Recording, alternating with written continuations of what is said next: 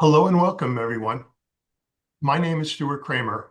I'm the Chief Program Officer at Next Generation Manufacturing Canada, and it's my great pleasure to welcome you all to the third in NGen series of webinars aimed at helping Canadian manufacturers to explore entering the defense manufacturing sector. Bonjour à tous, je m'appelle Stuart Kramer. Je suis directeur de programme chez Next Generation Manufacturing Canada. C'est avec grand plaisir que je vous souhaite la bienvenue à ce troisième webinaire de la série organisée par NGen pour aider les fabricants canadiens à explorer les possibilités d'entrer dans le secteur de la fabrication pour la défense. Avant de commencer, nous reconnaissons que nous nous réunissons aujourd'hui sur des terres habitées depuis longtemps par des peuples autochtones. Nous reconnaissons la présence durable et les contributions des Premières Nations, des Inuits et des Métis sur les terres et les eaux que l'on appelle aujourd'hui le Canada. Comme il s'agit d'une rencontre virtuelle à l'échelle nationale, nous invitons chacun et chacun à réfléchir au territoire autochtone depuis lequel vous participez aujourd'hui. Before we begin, we acknowledge that we are meeting today as long inhabited by Indigenous. We recognize the enduring presence and contributions of First Nation, Inuit, and Métis peoples across the lands and waters now known as Canada. As a national virtual meeting, we invite participants to reflect on the Indigenous territories they are joining us from today. It's my great pleasure to introduce Wendy Young.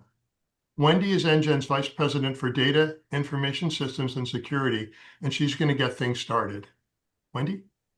Great, thanks a lot, Stuart, and good morning good afternoon to everyone. I'm so glad that you could all join us. We've got two great organizations in our webinar today.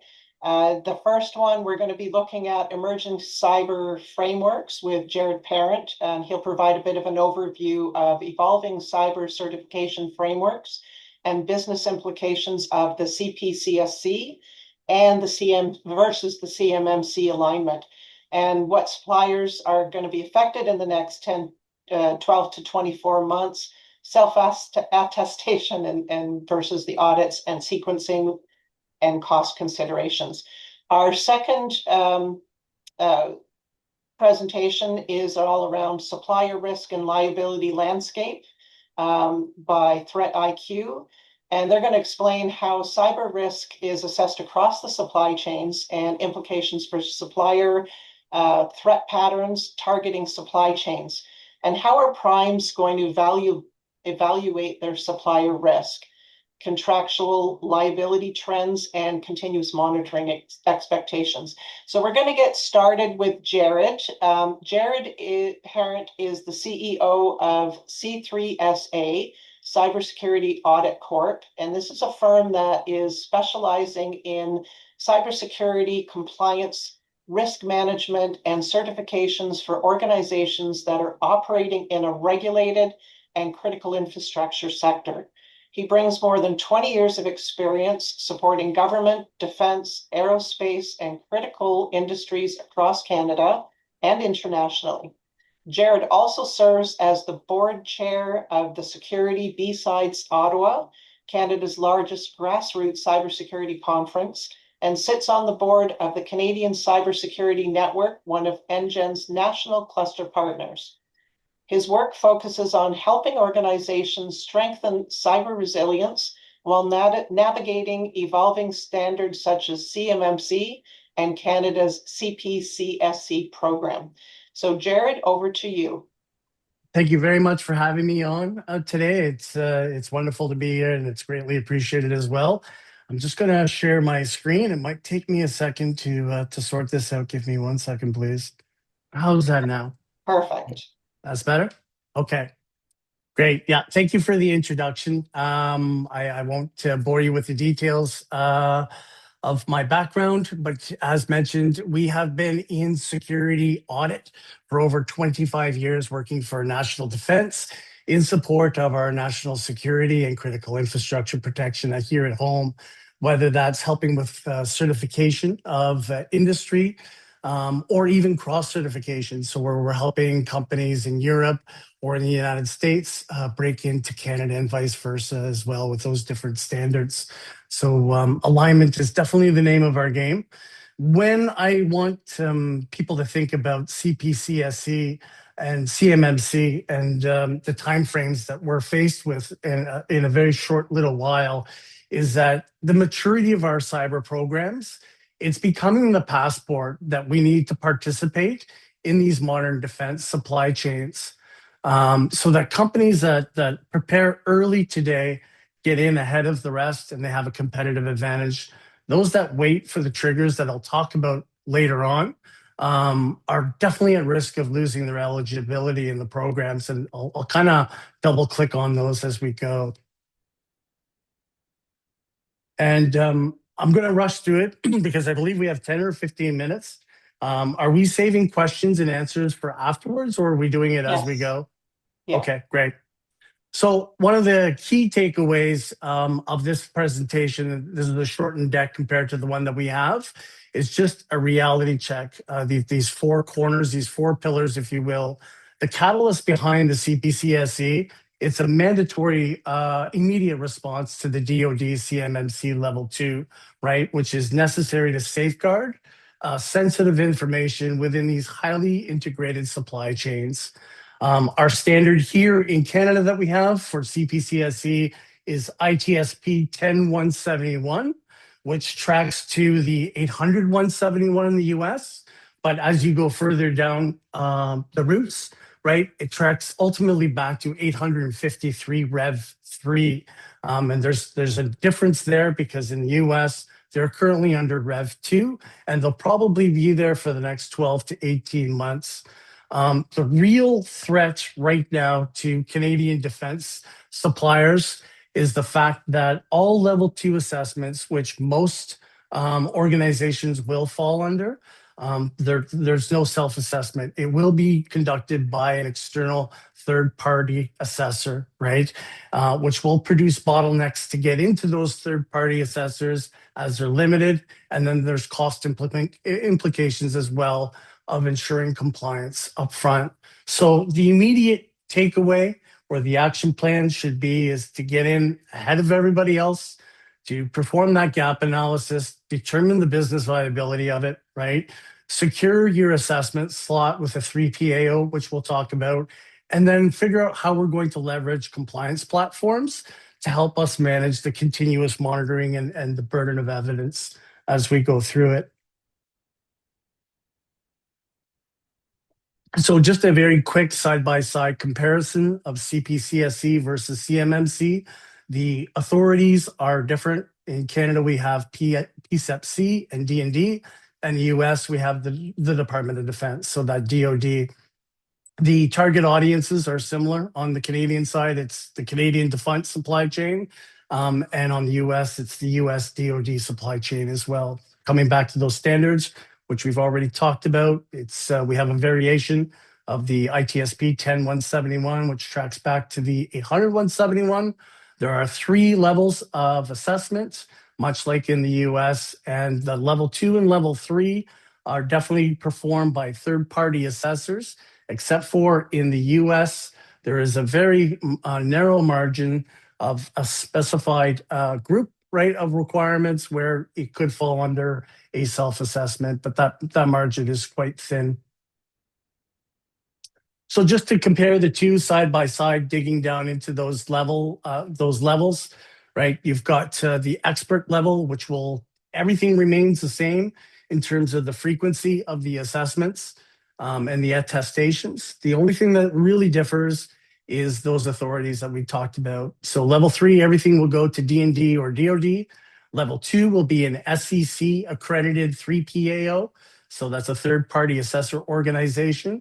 In the US, on the CMMC side, it's a Cyber AB, third-party certified third-party assessor, right?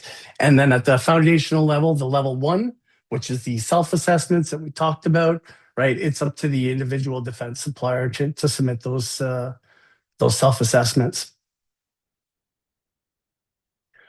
Here is where the two kind of start to diverge, and there's nuance there. In the US, we have federal contract information and we have controlled unclassified information. Some people pronounce it CUI, some people pronounce it CUI. In Canada, we have specified information where it will fall under SI low, medium, and high, which maps directly to. So the protected A would be the equivalent of the FCI. In the US, the protected B is going to be your CUI, right? And the third level, the third assurance level or risk profile will fall under controlled goods, things that are highly sensitive or covered defense information. So things like ITAR, EAR, controlled goods.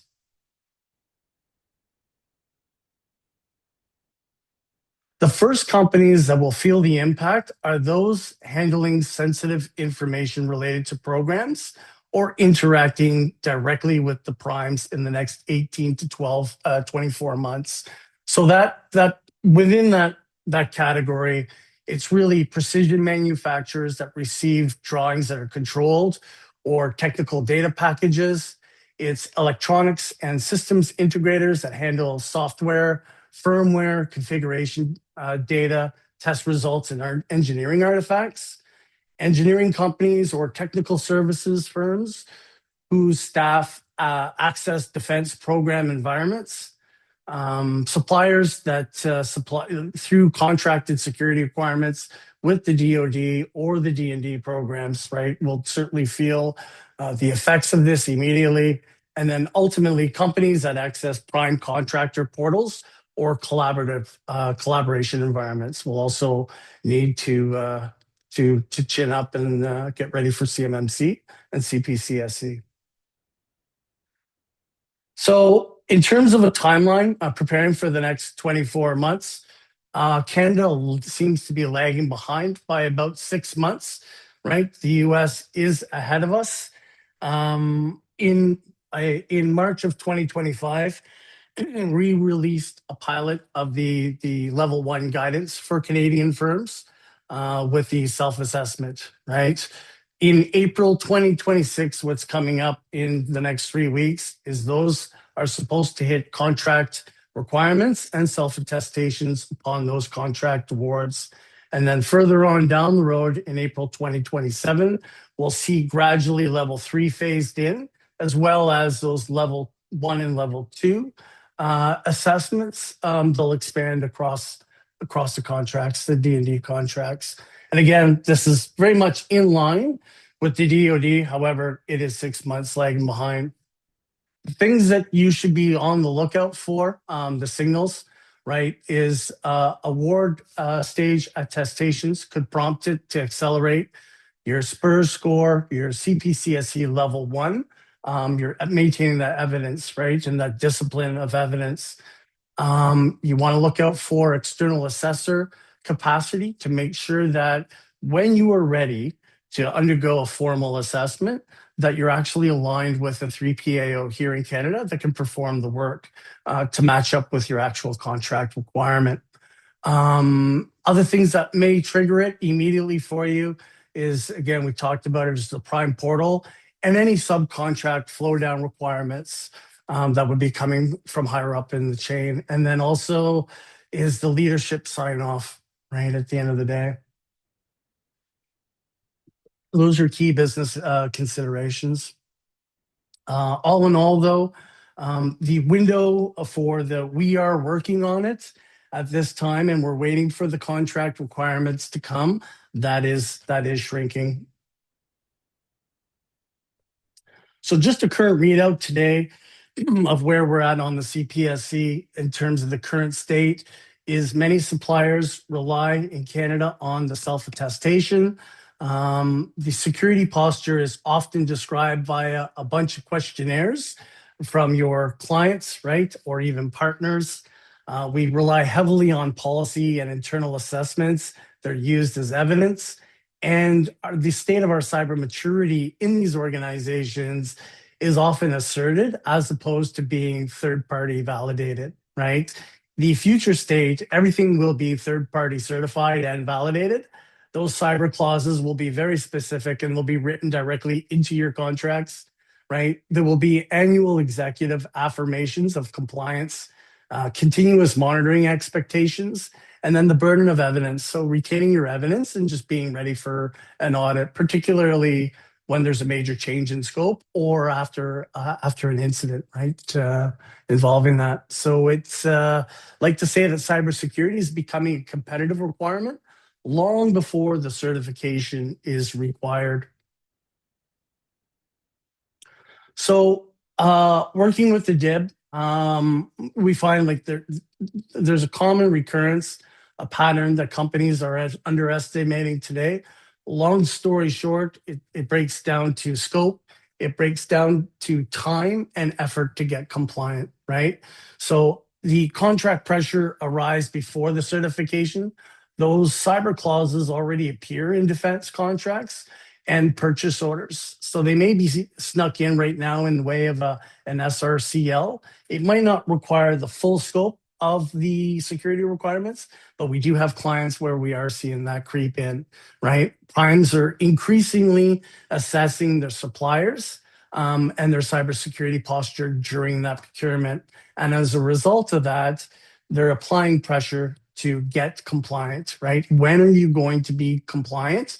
And what they're starting to do is look at their own internal, if you're dealing with US based companies, they're starting to look at their own internal supply chain within the US and potentially squeezing out Canadian defense contractors and suppliers. And that's very real because it hits the bottom line revenue of those companies and it's costing jobs. And we've been seeing that since 2017, 2018, right? Certainly when dealing with the primes, the letters have all gone out. The data handling obligations definitely create your scope. So if any controlled data that we talked about, right, that controlled unclassified data or that SI data at the medium protected B level or higher touches any of your systems in any way, they become part of that contracted security boundary line, right? So many companies quickly underestimate how quickly it can span your IT and your OT systems are now called into scope because you have this data that's being processed or transmitted or stored, right? And then lastly, obviously, everything is going to cost twice as much and take twice as long, right? Preparation or readiness to be aligned for the formal assessment. It definitely takes a significant longer period of time and more money, right? As the scope, we're basically calling in the scope, implementing the controls and building that evidence. And then also, the contracts that are coming in at the same time, they can trigger different timing and cost pressures as well from your sequencing perspective. So these numbers here that we have are quite conservative. I just want to caveat that. This is the cost of readiness versus opportunity. It doesn't matter what size of organization we're dealing with, whether it's a Canadian-based company or they're multinational, right? Every company will ask us the same thing. How much is this going to cost me up front? And how much is it going to cost me to maintain? So not only do you need to know what your business is today and that revenue potential, right? When working on defense contracts, but it's what is that business strategy down the road and what does that look like, right? And a prime example of that is like a machine shop that currently has $400,000 in defense revenue. Well, spending an upfront cost of $200,000 on compliance is not going to be viable, right? It's not viable. You have to look beyond that to determine that.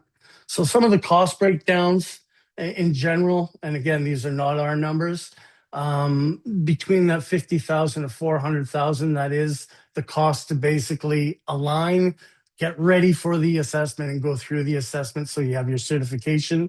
The remediation, so the alignment is 50K to 300K. The 3PAO assessment, it's not a thing in Canada right now.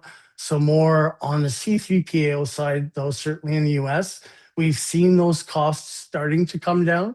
as there's more people in the market that are certified 3PAOs, but you're still looking at about 30 to 76,000. Again, these are internet numbers.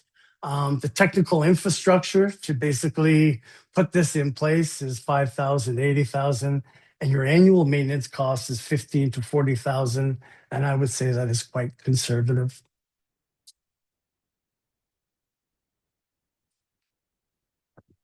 So one of the biggest pressures that I think everybody in Canada is facing is the bottleneck, right? At the end of the day, there won't be level 2 as self-assessments. At least that is the current direction right now. That will funnel all of our businesses, our defense contractors, into a very narrow pipeline that have to go to these limited SCC accredited 3PAOs, right? So there's limited companies that can carry this out. It takes quite a long time to go through the actual assessment itself, and there is an anticipation of 18 months wait times to get into an assessor, right, for that formal assessment by Q3 2026. So, if you want to get certified and have that competitive advantage, it's basically pursue it now so that you kind of dominate the competitive procurements or face being locked out, right? Waiting your turn in queue for that formal assessment. Strategic takeaways for everybody on the call, I would say act now, right? Secure that relationship with the 3PAO that's accredited here in Canada. Get your name in, get your company name in before that wait list bottlenecks and that you're not able to gain access.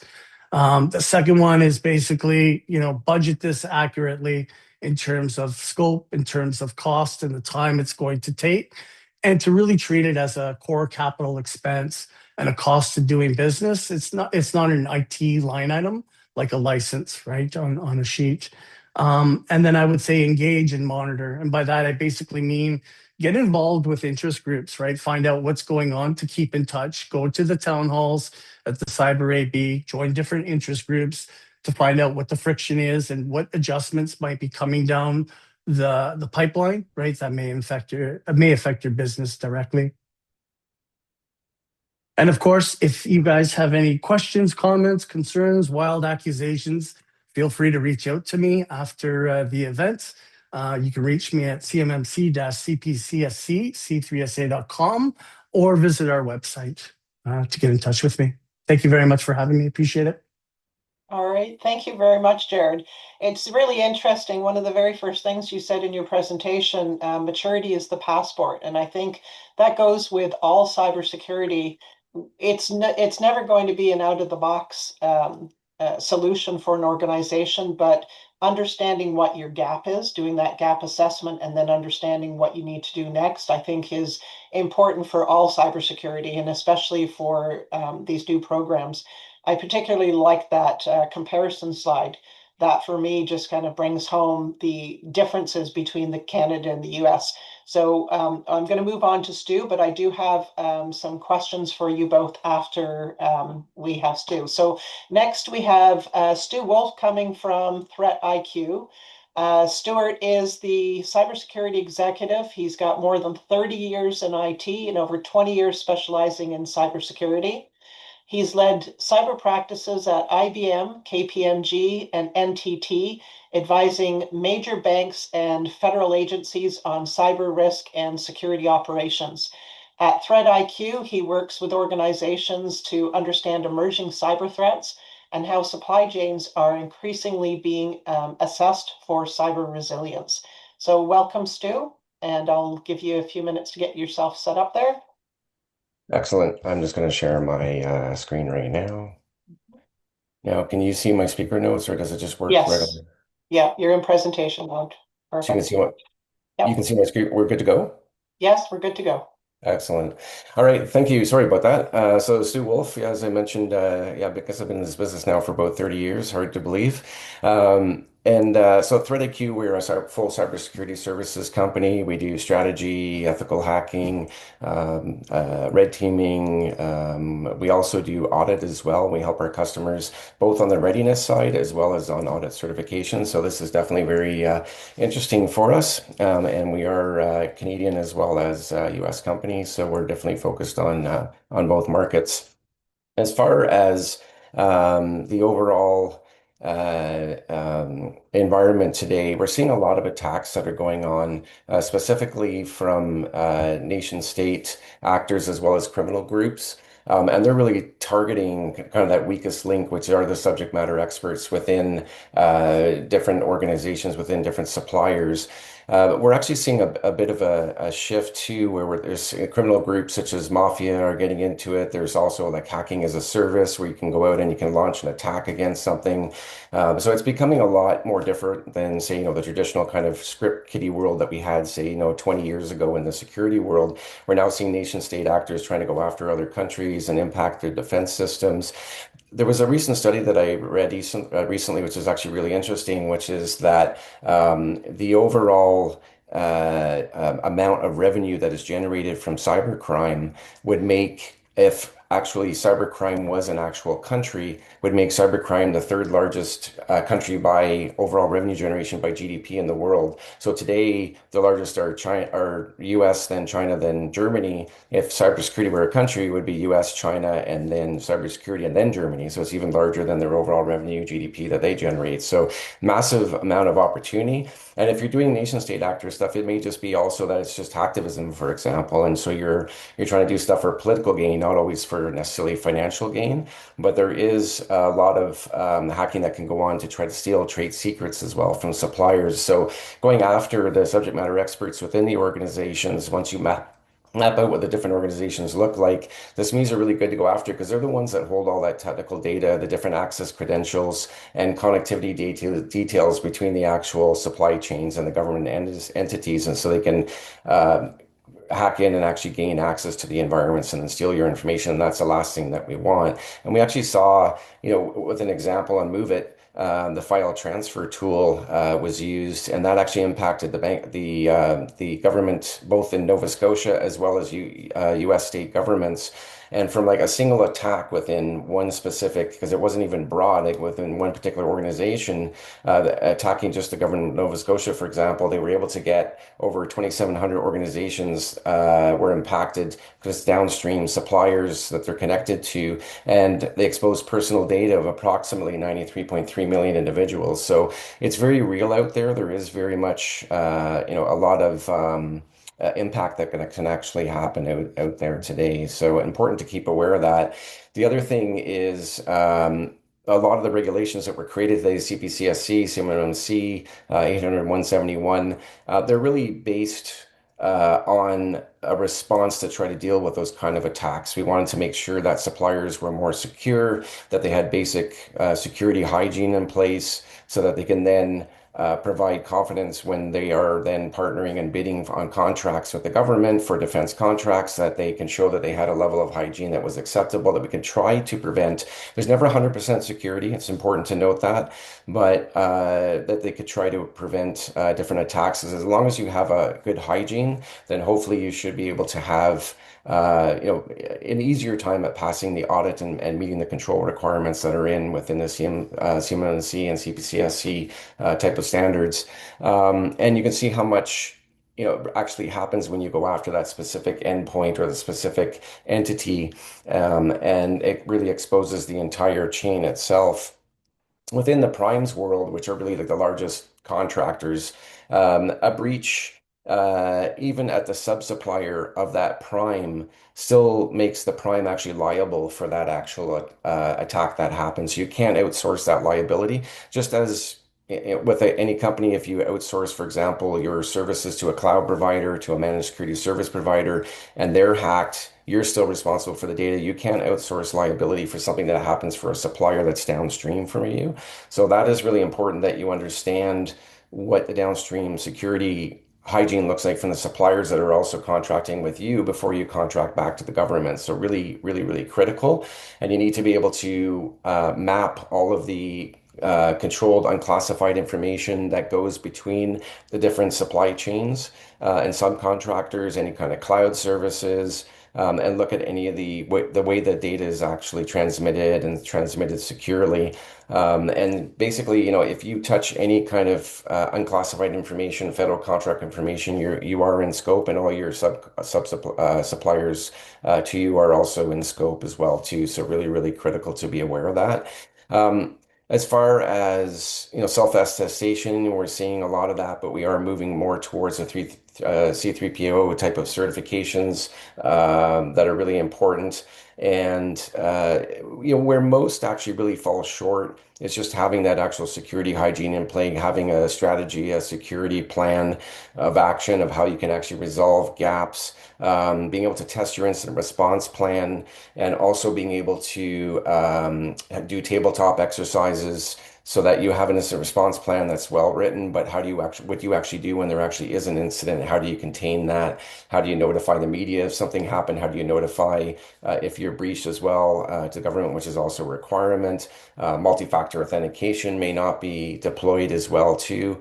So you really need to be able to demonstrate how you're actually managing both that unclassified information, how it's actually identified, stored, and how it's transmitted as well. So cyber posture really is a key differentiator in source selection, and that's really important, right? So not only just getting the certification as well, but showing that you passed it, you have the overall hygiene in place, you have a regular security program, you allow yourself to get on that preferred supplier list. And that is a key, differentiator, not just doing like a background check that we would have done typically within a company. They really want to see that cybersecurity program that's actually there as well.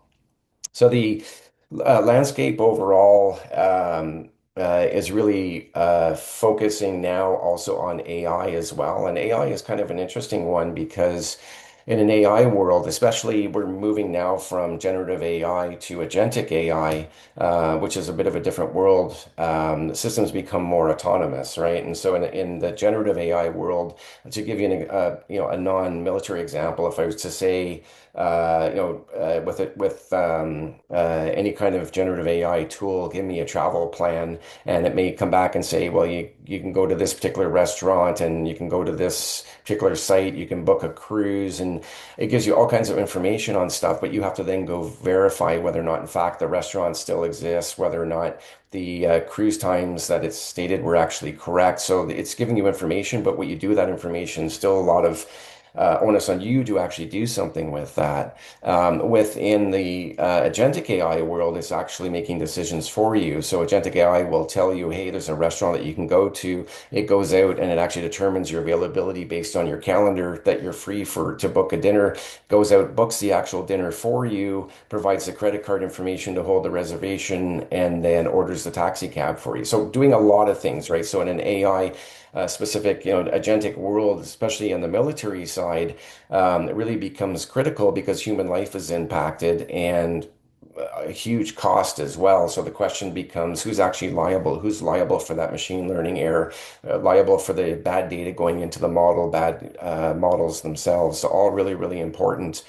And so the Canadian military has basically shifted from like a best effort type of effort to really more of a rigorous compliance-driven CPCSC CMMC type of framework, and also even Bill C-26, even though it requires to report cyber incidents within 72 hours. There's also the Canadian government that can also issue cybersecurity directions compelling specific actions for you to, for example, remove a specific piece of hardware or server within your environment. And you have to do that at your own costs as well. So that's an impact to you as a supplier. So the primes are actually really bearing the cost for non-compliance, bearing the cost for legal risks also within the supply chain overall, which provides a huge amount of things that you need to be aware of when you're doing contracting with the government. And it's becoming even more of a board issue and IT directors being responsible, executives being responsible. They need to make sure that they had reasonable due diligence, reasonable oversight in the overall program itself. So historically, on the AI side, it was really kind of treated like any other kind of software. Suppliers basically had to have traditional error and emissions insurance, but then what happened was because of the liability and the risk around AI, insurers then began requiring CPCSC level 2 or 3 before quoting on the actual policies. And what we're actually seeing now is this bit of a risk sharing philosophy now between the Defense Investment Agency that they can basically provide identification for suppliers. And because 70% of defense acquisitions must now be awarded to Canadian firms. The actual identification is used to basically encourage the small startups to take risks because they want AI to be put into the systems because there's obviously a lot of benefit to that and take on those more kind of AI high risk R&D type projects, but then also with the government then also backing you up. And so this is essentially like a good faith type of shield that protects you that says if you didn't actually have gross negligence, that you tested the models properly, that that the actual training sets that you use were properly tested, then rather looking at private insurers, the Defense Investment Agency will actually act as the primary insurer, which is really great because that allows you to look into AI more and then also be covered from an overall insurance perspective. So the government of Canada will in fact identify contractors against any kind of algorithmic errors that happen within the overall AI development, as long as you're in fact meeting the transparency of the auditability standards within the contract itself. So, certification really gets you in, but it's the continuous monitoring, the overall security program that you're maintaining that really, puts you in the lead. The old model was just, pass the audit, receive certification, and you're done basically, and you have to redo the certification. But it's not like that anymore. You really have to demonstrate that ongoing security hygiene, especially with all of the threats that we're seeing that are out there today. You need to make sure that you have that consistent security, maturity, that security program that's in place. It's really important because I often tell people this quite often, that security is not a product. Security is in fact a program, right? You need to make sure that the investments you make sense. They're adequately protecting your environment. If they're not, you need to have a cycle to review the investments that you made, decided when you need to put in more, making sure that you're still aligning with the control requirements. And so it's that constant, vulnerability scanning, looking for threats. You can go out, for example, and you can do a vulnerability scan and find a threat point in time within one particular asset, and then all of a sudden you upgrade the software and you reintroduce the vulnerability again. So you need to do that ongoing, and we're seeing a big change, for example, within the ethical hacking industry and vulnerability assessment, where we're doing now what's called DAST, or more like dynamic continuous assessment testing of the environment itself, rather than just doing that one-time point scanning of overall vulnerabilities. And of course, basic hygiene. Keeping up with patching is always a huge, especially in sensitive systems that you're actually creating. And when they go into production, even more difficult. How do you patch those systems once they're actually sold to the government? They're being used in defense. How do you patch them live in the field if they have to do that? All really, really important. And then making sure that you're keeping proper logs of the changes that you're making, as well as being able to do behavioral and statistical anomaly detection so that you can figure out exactly what's going on, look for odd behaviors, especially within AI as well. And if you don't do that, then you could see an overall kind of significant, drop in your overall security rating, and that could trigger an actual re-review of the actual controls that you have in place mid-contract, and that's at your cost, and that's not something that you really want to have after, right, or happen to you. So ongoing hygiene is really critical, right? Demonstrating your cyber maturity, not just a certification, right, is really, really important. You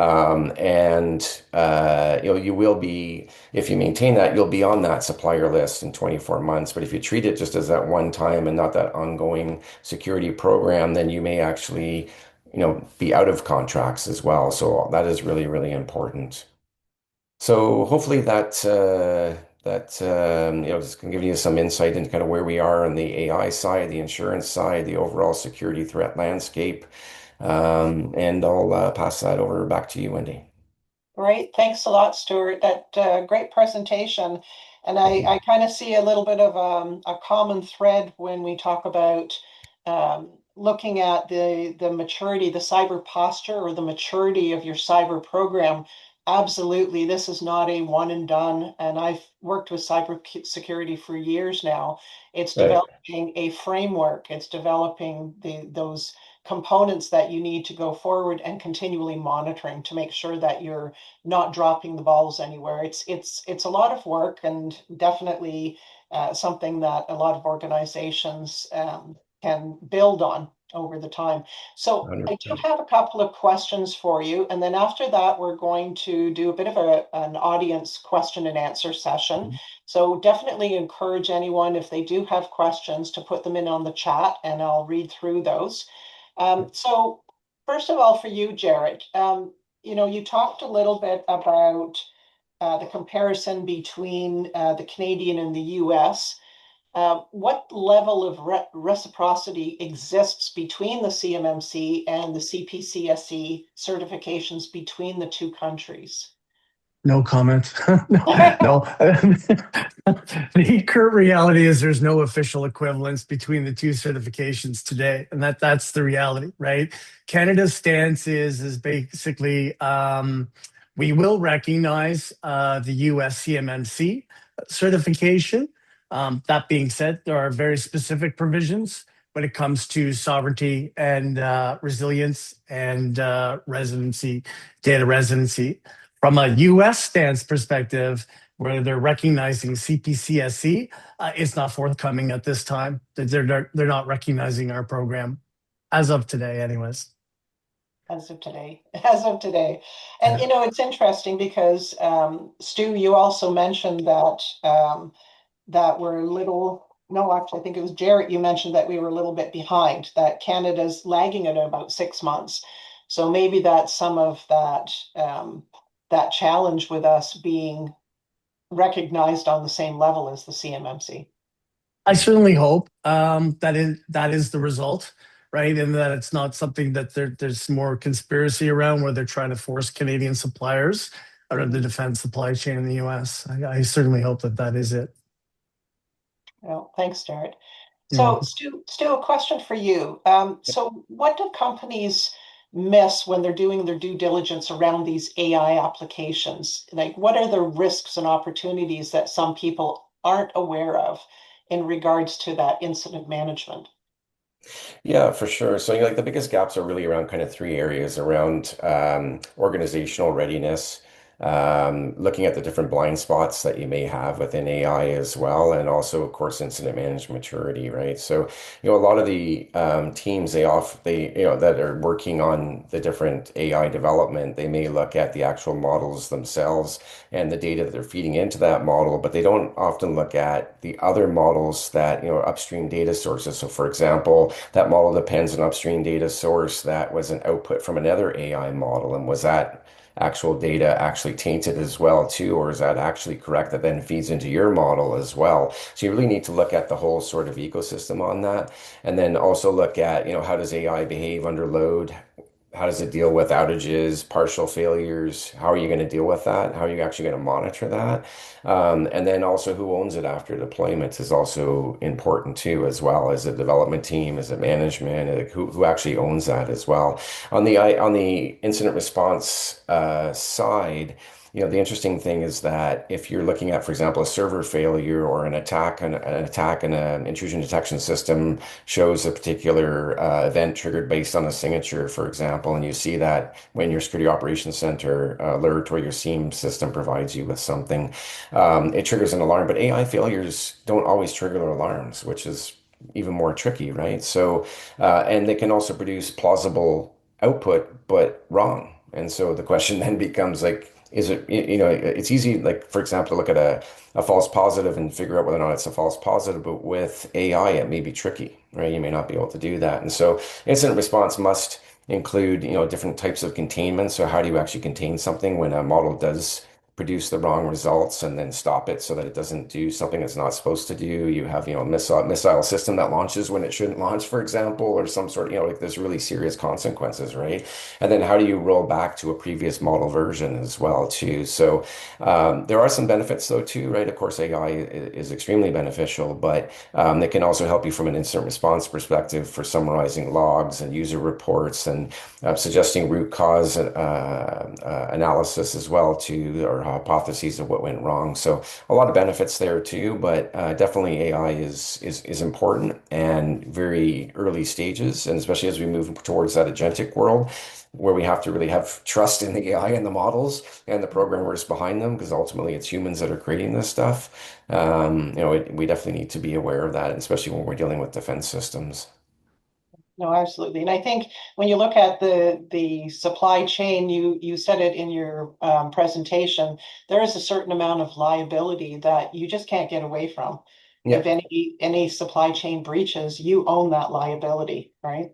Although the government is helping now too, right? Because they want to encourage organizations to be a little more, I guess, less afraid, if you will, or less inhibited to Right. develop that kind of stuff, right? Because a lot of the private insurers were kind of walking away from it. So you have the government now also helping out that just to encourage the overall economy as well too, and it does need to be done, right? So Right. No, absolutely. So yeah. I have a question for both of you. Yeah. What's the key point that companies really need to remember as they're considering moving forward in their cyber maturity? What are those key points? Yeah. Stu, I'll start with you. Yeah, sure. Yeah, sure. So, I think the really important thing is that, the CPCSC, CMMC, they were created because of real world problems that we saw out there.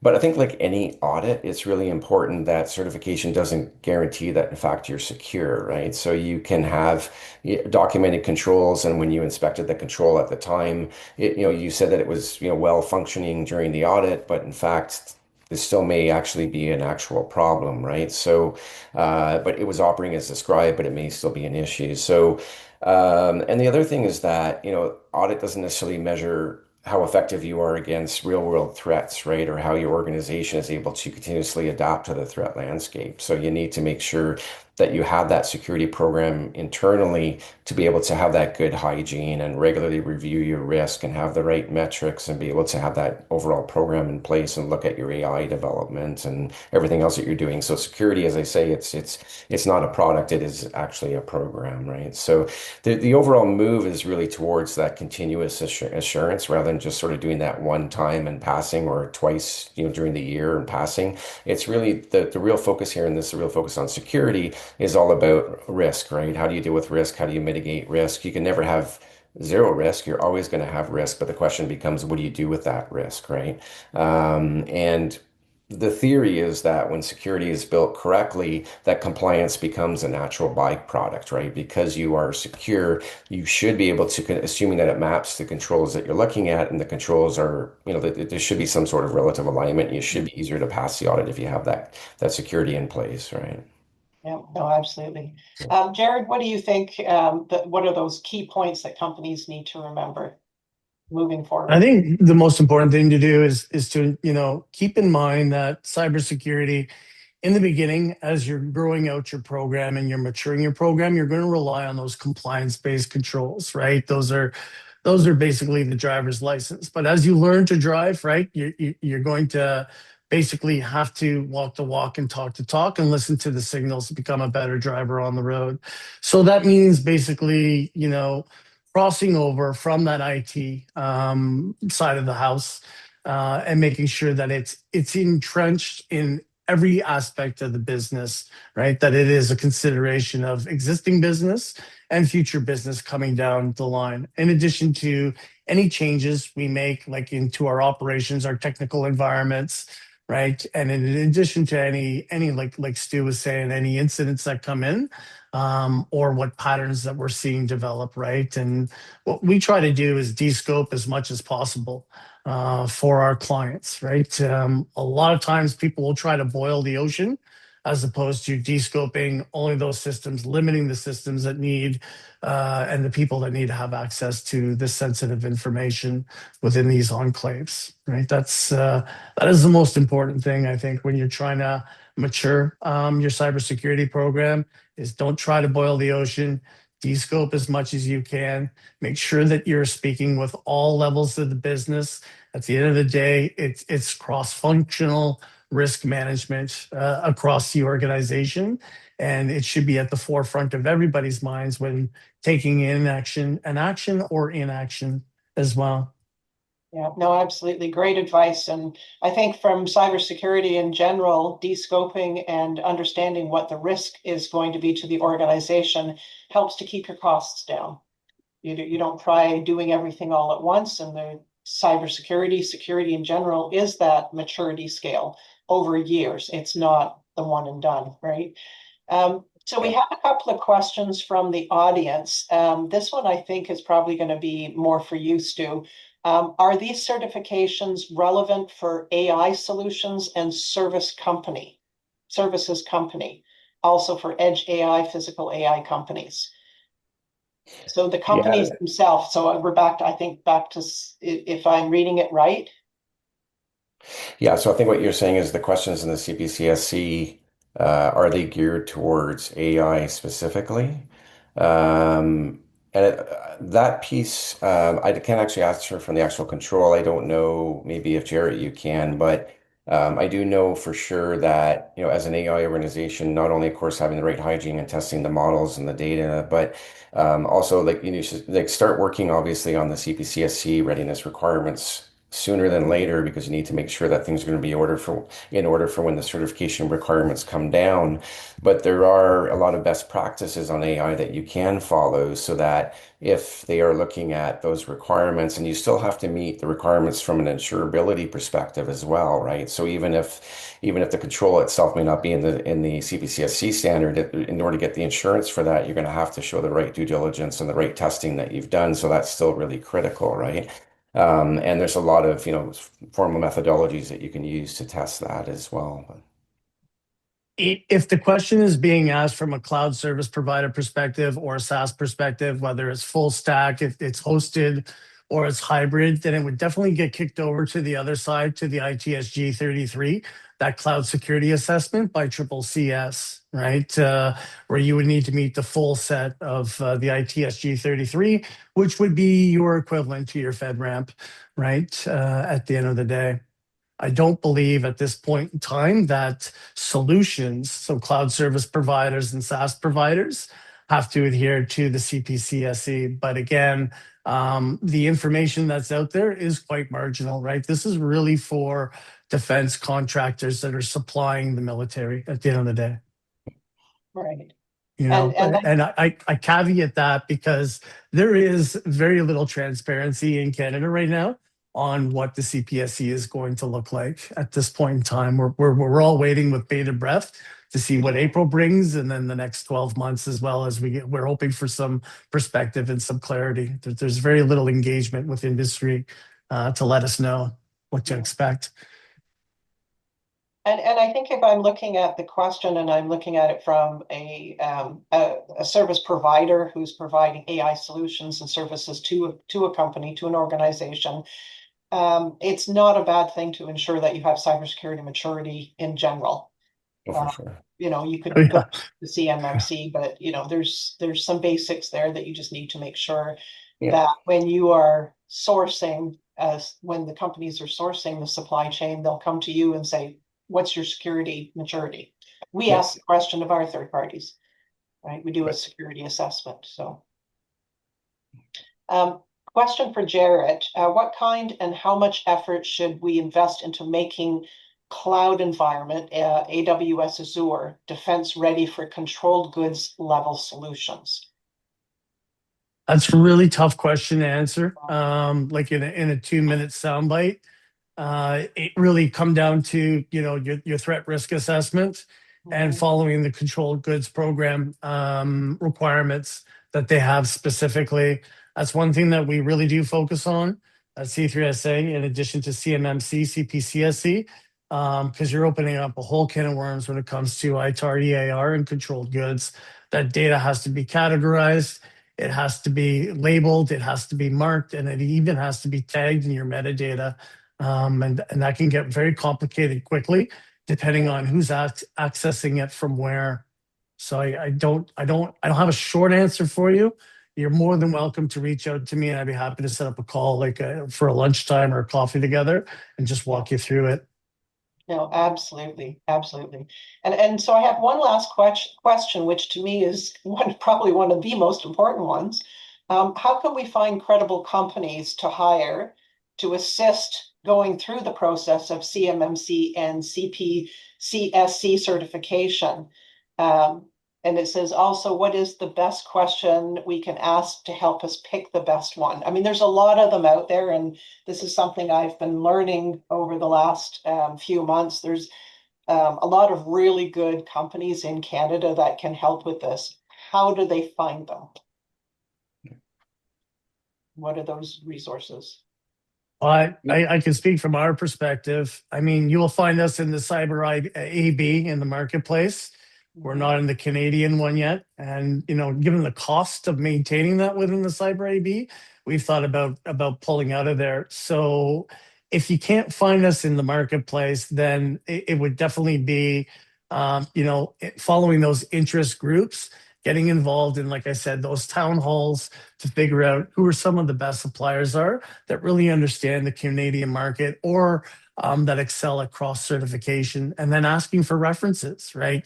We've worked with AWS, we've worked with Google, right? We've worked with tier 1 cloud service providers, right? And very large companies, multinational companies. And I think that would be the same. It's really word of mouth to vet them. Not every platform out there has a silver bullet too. I would be careful of that. That would be my warning. There's a lot of platforms out there that are offering $5,000 level 2 compliance in a matter of weeks, and that terrifies me when I see those things. Right? If it sounds too good to be true, it is. It is. Thanks a lot, Jared. And I encourage everybody to reach out to the two participants if you have other questions. They'll be able to help you walk through some of the things that you need to know. Right now, I'd like to introduce Christy Micklak. She's been leading our NGen's defense programming webinar series as the Director of Manufacturing Development Programs. She's an aerospace engineer by background. She began her defense career supporting missile and military avionics programs with Honeywell, and then later held global responsibility for defense technology business development at Canadian SME. And she's worked very closely with the defense contractors on manufacturing operations, technology adoption, and transformation across the defense supply chain. So, Christy, well, over to you. So much, Wendy. Thank you to our speakers today. I really enjoyed listening in the background, and I'm sure everyone learned quite a bit from this session. I know we're over time. I'm going to take 30 more seconds of your time. So first of all, if you have questions, please do include me as well on any emails or send them direct to myself, and we'll make sure that we bring in the experts to answer. What I'm doing in the background is collecting all of your questions and using that to inform our follow-on programming. And on that note, I would really love to share with you some of the follow-on programming that we have ready already. So I'll just share my screen. Coming up, end of March 31st, April 1st, we'll be taking this series live at our N3 convention in Toronto. So the first day will be focused, I'll go up. First day will be focused around innovation and some of NGen's technology projects and success stories from SMEs and innovation in Canada. We will, at the end of the first day, be kicking off a defense focus with a live session, just like this one, talking to CEOs who are currently on the journey towards defense, or defense adjacent, or defense curious, or are well into it, to understand the risks and opportunities that they've found as they lay out their pathways. On the second day, April 1st, we'll go even deeper into that, into the defense ecosystem with very exciting panel lined up. We also will have Stephen Fuhrer here to talk about the defense industrial strategy.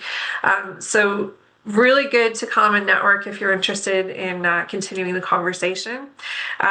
Today we have a program code for you, so PRG15, discount code, sorry, 15% on the tickets.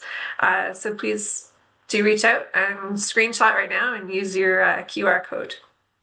And then following, we'll have another webinar on April 9th about trade show opportunities and going international as we're looking at the defense industry. And then on April 20th to 24th, we will again this year be bringing companies with us to Hanover Messe as part of the Canadian delegation. And there will be a defense focus for industrial technology for defense. So if you're interested in that, come to our webinar on the 9th, find out more, or feel free to reach out and we can give you more information. Thank you so much. I'll pass it back to you, Stuart. Thank you. Thanks, Christy, Wendy, Stu, Jared. Really fascinating conversation and clearly a topic that requires a lot more than an hour to explore. Thank you all for staying with us for a little bit of a longer webinar. If you have questions, please shoot emails to us and we'll do our best to respond. Also, if there are topics of interest as you consider the defense pivot for your organization that we haven't addressed in our webinar series, shoot us a note because we are looking for ways to help Canadian manufacturers move forward. And we will see if we can't put together programming to suit. With that, I thank you all. Thanks for joining us. We hope we'll see you again on April 9th. And please join us at N3. It promises to be an amazing couple of days with Canadian innovators and advanced manufacturers, clusters, and other thought leaders. And with that, I wish you all a good day. Thanks, Stuart. Thank you very much. Thank you. All right, bye, everyone.